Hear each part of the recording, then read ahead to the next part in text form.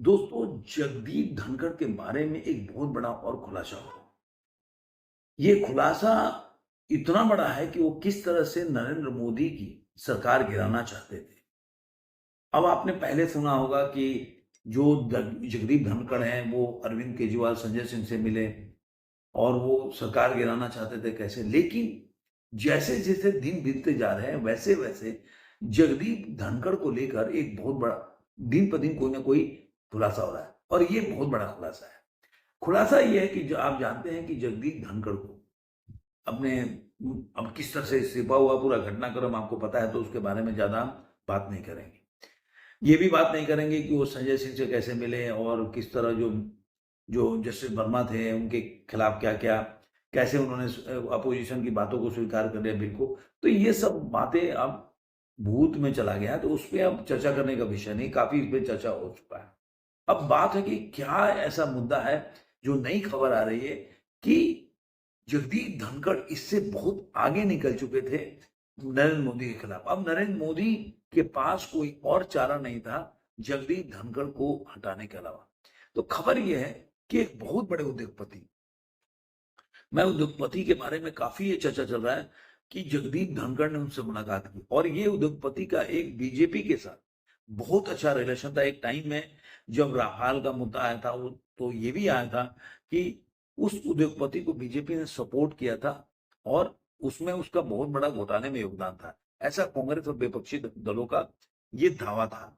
लेकिन आज के समय में वही उद्योगपति, अब आप समझ गए होंगे, उनके बड़े भाई काफी बड़े सफल उद्योगपति हैं और आज के टाइम में अगर देखा जाए तो बहुत ही विफल उद्योगपति हैं।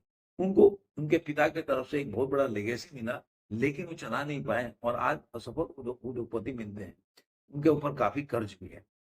तो अब आप समझ गए होंगे मैं किसके बारे में, उन उद्योगपति से जगदीप धनखड़ की मुलाकात हुई। उनका रिलेशन जो है आप देखेंगे तो चंद्रबाबू नायडू के साथ, अरविंद केजरीवाल के साथ काफी अच्छे रिलेशंस रहे हैं और जगदीप धनखड़ के साथ भी। अब जो सवाल एक बार उठ रहा था, ऐसा सवाल कि जगदीप धनखड़, जो कांग्रेस के लोग तमाम नेता जो हो गए, जयराम रमेश से लेकर हर लोग उठा रहे थे कि भाई इस्तीफा देने के बाद जगदीप धनखड़ आखिर कहाँ गायब हो गए, एक राष्ट्रपति उपराष्ट्रपति कहाँ गायब हो सकता है। तो उन्होंने कटाक्ष भी किया कि लापता लेडी के बारे में तो सुना, लापता उपराष्ट्रपति मैंने नहीं सुना। लेकिन अब ये खबर आई कि 42 दिन के बाद वो जो चौटाला थे, अजय चौटाला, उनके फार्म हाउस है हरियाणा में, वो वहां पे थे और उनके लिए अभी जो उपराष्ट्रपति के लिए एक प्रोटोकॉल के तहत जो घर का होता है कि कौन सा अलॉट किया जाता है, उसका काम चल रहा है, तो वहां पे थे। अब बड़ी बात यहां से शुरू होती कि जगदीप धनखड़ ने उस उद्योगपति से मुलाकात की, उनके फार्म हाउस पर मिले और उनके पास उन्होंने एक ऑफर रखा कि आपका रिलेशन जो है चंद्रबाबू नायडू के साथ अच्छा है और आपके पास अगर मोदी सरकार के आने से आप परेशान हुई, आने वाले दिनों में आप पे रेड भी होगा और तरह तरह की बातें हो रही, जांच भी बैठाया जाएगा। तो अगर इसी कारण से वो उद्योगपति तैयार भी हो गए, क्योंकि आप जानते हैं कि जब उनका रिलेशन अगर बीजेपी से अच्छा है तो बीजेपी के खिलाफ वो क्यों हटाना चाहेंगे, बीजेपी को क्यों हटाना चाहेंगे, नरेंद्र मोदी को क्यों हटाना चाहेंगे, जो कि राफेल के टाइम पे मदद किए थे। तो अब ये आ रहा है कि ईडी शायद उनके ऊपर जांच बैठा सकती है और उनको पूछताछ के लिए बुलाया जा सकता है। तो अब वो कहीं ना कहीं, जब एक ही कश्ती में सवार होते हैं, रास्ते एक ही होते हैं, तो फिर मंजिल में मेरे एक ही होता है। तो उस तरह से दोनों लोगों ने मिलकर और एक प्लान तैयार किया कि चंद्रबाबू नायडू से मुलाकात करते हैं और चंद्रबाबू, उन्होंने मैसेंजर बनाया जगदीप धनखड़ ने कि जाके जो है आप चंद्रबाबू नायडू से बोलो कि आप जो है बीजेपी से अपना जो आपने समर्थन दिया उसको खींच लीजिए और नीतीश कुमार को मनाइए कि नीतीश कुमार देश के प्रधानमंत्री होंगे और जितने भी विपक्षी दल है उस पर तैयार हो जाएंगे कि अगर ये करोगे तभी देश का भला हो सकता है, नहीं तो सारे लोग फंस सकते हैं। और उसके बाद से वो उद्योगपति जो है, जो खबर है वो बता रहा हूँ, वो उद्योगपति चंद्रबाबू नायडू से मुलाकात किए, ये सब बातें हुई जैसा कि जगदीप धनखड़ ने किया। तो ये बातें चंद्रबाबू नायडू ने पूरा का पूरा नरेंद्र मोदी को बता दिया कि ऐसे ऐसे उद्योगपति आए थे और मेरे पास ऐसे ऑफर रखे। अब आप सोचिए कि कोई भी प्रधानमंत्री हो, कोई भी नेता हो और वो सोचे कि मेरे खिलाफ ऐसी साजिश कर रहे हैं और जिसको आज जगदीप धनखड़ जो भी है वो बीजेपी की या नरेंद्र मोदी के मेहरबानी से बने। जगदीप धनखड़ का पूरा हिस्ट्री देखने जाएंगे तो अब एक लंबी उस पर वीडियो बनाना पड़ेगा। तो जगदीप धनखड़ का जो भी इस पद तक अगर उनको गरिमामयी पद पे पहुंचाया तो बीजेपी ने पहुंचाया। लेकिन अगर आप उसी की सरकार को, क्योंकि उनको एक ईगो प्रॉब्लम ऐसा बताया जा रहा है कि वो चाहते थे कि उनके लिए अलग से हेलीकॉप्टर प्लेन लिया जाए, जब वो जाए तो उनकी बात को सुना जाए। हमेशा बोलते थे कि मेरी बात को तो कोई सुनता नहीं। तो इस तरह की बातें वो चाहते थे कि अलग से मतलब उनका केंद्र बने और शक्ति के अपने को पावर समझते थे। और ये बहुत बड़ा बोल सकते हैं कि एक बीमारी होती है हर आदमी में कि आप अपने को जरूरत से ज्यादा आंकोगे तो कहीं ना कहीं आपकी रास्ते, आप सच्चाई से दूर रहोगे। आप लिमिटेशन को नहीं जानोगे तो कहीं ना कहीं आप सच्चाई से दूर होते जाओगे और आपके रास्ते भी गलत रास्ते पे चले जाएंगे। तो इस तरह से जगदीप धनखड़ ने अपना स्टेप किया और ये मैसेंजर बना के भेजा। जब ये बात नरेंद्र मोदी को पता चली तब से कहानी शुरू हुआ और यही वजह है कि जगदीप धनखड़ को रैंडमली अपना इस्तीफा रिजाइनेशन देना पड़ेगा।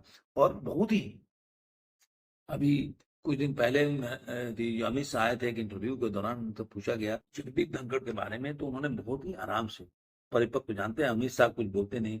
और सबसे बड़ी बात है कि गृह मंत्री के पद पे जो रहना है बैठे हुए तो सब कुछ सोच समझ के बोलना है। तो अमित शाह ने बोला कि देखिए अपने स्वास्थ्य के कारणों की वजह से उन्होंने इस्तीफा दिया। तो अमित शाह ने बहुत ही सही तरीके से इसका जवाब दिया। अब एक बात समझिए, एक कहावत है बहुत पहले आपने सुना होगा, जो भी छोटे होंगे, मैं तो बिहार में पढ़ता था तभी के बता रहा हूँ, कि जो पैजामा सिलवाता है ना वो नाड़ा भी जानता है कैसे बनते हैं या कहाँ बनता है।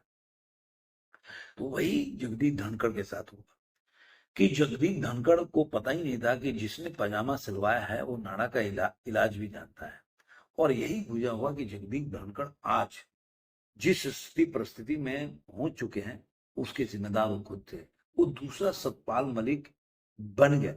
लेकिन जिस तरह से सतपाल मलिक अपने बोल सकते हैं कि एक अंधकारमय जीवन के साथ उनका अंत हुआ, वैसे ही जगदीप धनखड़ भी उसी रास्ते पे चल निकले हैं।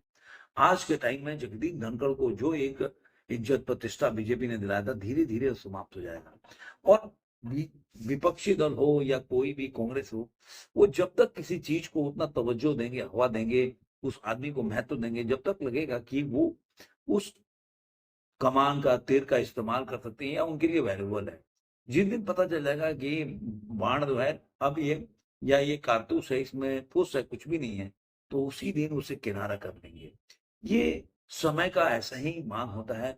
और विपक्षी दल आप देखे होंगे कितने लोगों को उन्होंने इस्तेमाल किया, यशवंत सिन्हा से लेकर कितने लोग, शत्रुघ्न सिन्हा हो गए। लेकिन कैसे जैसे जैसे उनको लगा कि नहीं अब इस तर्कस में कोई ज्यादा पावर नहीं है, शक्ति नहीं है, तो उसको वैसे ही छोड़ते हैं। और इसीलिए आपने शत्रुघ्न सिन्हा को देखा होगा कि किस तरह से उनको बिहार में हारने के बाद, उसके बाद उनको बंगाल में अगर जो ममता बनर्जी का हाथ नहीं होता तो शायद वो जीत नहीं सकते। दूसरे को देते हैं कि वहां नहीं जीत सकता, तो तुम वहां जीत के दिखा देते, बिहार में, बिहार के रहने वाले हो। कहने का मतलब ये है कि राजनीति या कोई भी, मैं राजनीति की अभी बात करूं तो इसलिए राजनीति की बात करूंगा, कि ऐसा होता है कि जब तक आपका कोई आपसे किसी से आपका स्वार्थ सिद्ध होता है तभी तक आप उसको महत्व देते हो। जैसे ही आपका स्वार्थ उससे होता है कि अभी इससे सिद्ध नहीं होगा, अब इससे मेरा काम निकल चुका है, वैसे ही उसको आप किनारे कर देते हो। और यही जगदीप धनखड़ के आने वाले जीवन में होगा। तो ये एक बहुत बड़ा घटना था जो कि मैं बता रहा हूं कि ये अगर देखा जाए तो देश के प्रति मतलब वो शब्दों का इस्तेमाल नहीं करना चाहता, देश के खिलाफ ये काम था कि आप किसी के साथ मिलकर देश की सरकार को, चुनी हुई सरकार को गिराना चाहते हो। और उसके लिए किस हद तक आ गए हो भाई, उपराष्ट्रपति के पद पे, मान लीजिए कि कोई पॉलिटिकल पार्टी कर रहा है तो अलग बात है, आप उपराष्ट्रपति के पद पे बैठे हो और इस तरह के संवैधानिक संकट पैदा करना चाहते हो देश में, जिससे देश में बहुत नुकसान हो सकता है। तो और देश की जो जो प्रतिष्ठा है, जो विश्व पटल पे, वो भी, उसको भी ठेस लग सकता है। तो ये जगदीप धनखड़ की बहुत बड़ा जो अभी खबरें आ रही हैं, ये एक बहुत बड़ा न्यूज है जो कि आपको शेयर किया। आपको ये वीडियो कैसा लगा ज़रूर कमेंट में बताइएगा। फिर मिलेंगे किसी और वीडियो में। आज के लिए इतना ही।